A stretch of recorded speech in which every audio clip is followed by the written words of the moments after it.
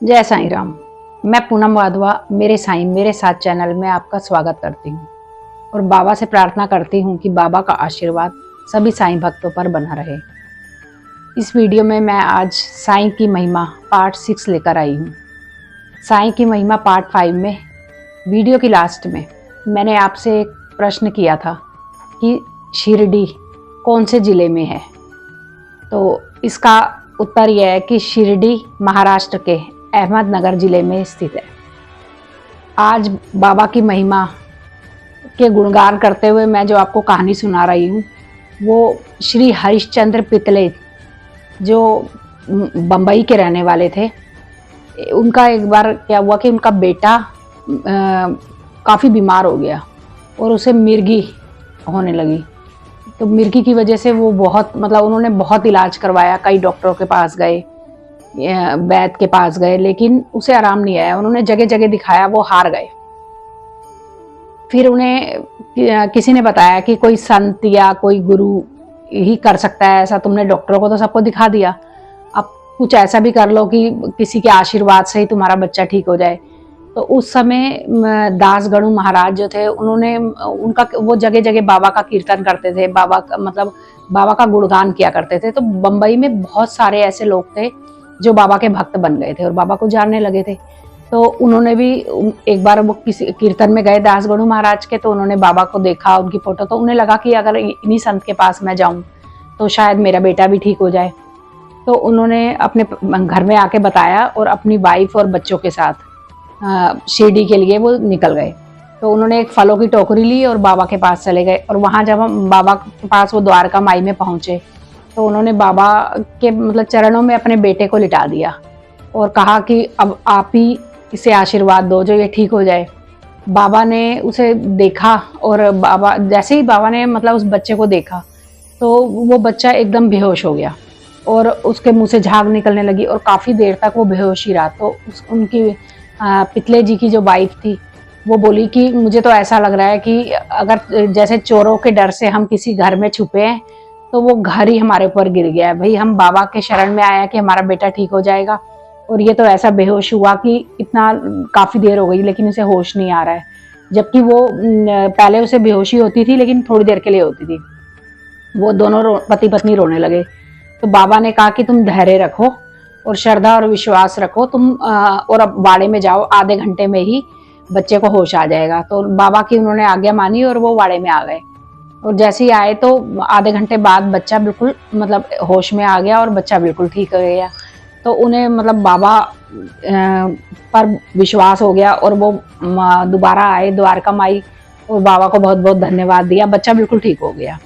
तो वो अच्छे पैसे वाले लोग थे वो, तो उन्होंने काफ़ी मिठाइयाँ बांटी सारे में और बाबा को भी मिठाई दी और बाबा से आशीर्वाद लिया और बच्चा बिल्कुल स्वस्थ हो गया। तो वो पति पत्नी बहुत खुश हुए। उनकी जो पत्नी थी वो काफ़ी धार्मिक लेडी थी। तो वो बाबा को हर समय जब वो कुछ दिन माँ शिरडी में रहे तो वो बाबा को दूर से ही बैठ के निहारती रहती थी और रोती रहती थी, उसके आंखों से आंसू निकलते रहते थे। तो बाबा को उसका सरल स्वभाव बहुत अच्छा लगा। फिर कुछ दिन वो वहाँ पर खुशी से रहे, बच्चा उनका बिल्कुल ठीक रहा। तो फिर थोड़े दिनों बाद उन्होंने बाबा के पास जाके बोला कि अब हमें आज्ञा दें, तो हम अपने घर वापस जाना चाहते हैं। तो बाबा ने उन्हें ऊदी दी और साथ में 3 रुपए दिए। बाबा ने कहा कि 2 रुपए मैं तुम्हें पहले दे चुका हूँ और ये 3 रुपए, टोटल हो गए 5 रुपए।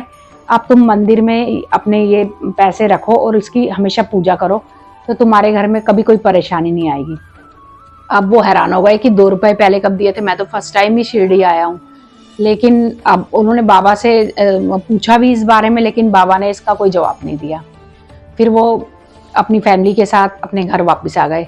तो वहाँ पर उनकी एक बूढ़ी माँ थी। तो उन्होंने अपनी माँ को बताया कि कैसे शिरडी में उनका बच्चा भी ठीक हो गया। वो बहुत खुश हुई, सारा बाबा के बारे में जान के उन्हें बहुत अच्छा लगा।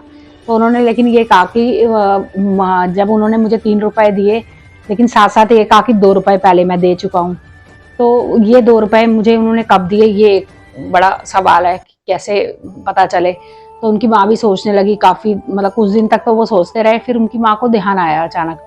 उन्होंने कहा कि जैसे तुम अपने बेटे को लेके शिरडी गए थे ऐसे ही एक बार तुम्हारे पिताजी तुम्हें लेकर अक्कलकोट महाराज जी के पास गए थे। वहाँ उन्होंने वो काफ़ी उदार और काफ़ी ज्ञानी थे और बड़े संत थे। वो तुम्हारे पिता से बहुत प्यार करते थे और उन्होंने उन्हें 2 रुपए दिए थे और तुम्हारे पिताजी ने वो 2 रुपए मंदिर में ला के रख दिए और उसकी हमेशा उन्होंने अपनी लाइफ टाइम वो उसकी पूजा करते रहे। लेकिन उनके जाने के बाद वो 2 रुपए कहीं खो गए और हम भूल भी गए। तो साईं बाबा ने समझो तुम्हें उसकी याद दिलाई है और अब तुम्हें 3 रुपए दिए हैं, तो एक तरीके से भक्ति बाबा ने तुम्हारे मन में फिर से जगाई है। अब तुम अच्छा व्यवहार रखो और बाबा की भक्ति करते रहो। तो उन्हें बड़ा मतलब खुशी हुई कि कैसे बाबा की मतलब कितना त्रिकालदर्शी है बाबा, और बाबा को कैसे पता चल जाता है सब कुछ आगे पीछे का। मतलब सारे संत एक ही होते हैं। तो अक्कलकोट महाराज जी ने एक तरीके से उन्हें साईं बाबा के रूप में दर्शन दिए और उनको याद दिलाया कि कैसे उन्होंने उन्हें 2 रुपए दिए थे और जिसको वो भूल गए हैं। तो अब उन्होंने 3 रुपए और दिए ताकि ये आगे भक्ति कर सके और एक मतलब बाबा की हमेशा भक्ति में ही अपना जीवन बिताएं।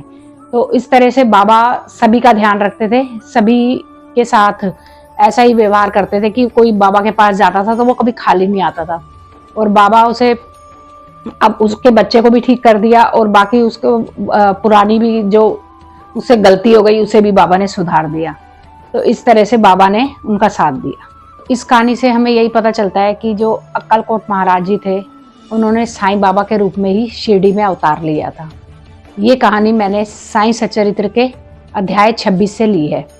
और अगर ये वीडियो आपको पसंद आया है तो इसे लाइक कीजिएगा, शेयर कीजिएगा और कमेंट करके हमें ज़रूर बताइएगा। आप कमेंट करते हैं तो हमारा हौसला भी बढ़ता है ताकि हम आगे नए वीडियो बना सकें। और अगर आप इस वीडियो पे इस चैनल पर नए हैं तो इसे प्लीज़ सब्सक्राइब कीजिएगा। जय साईं राम।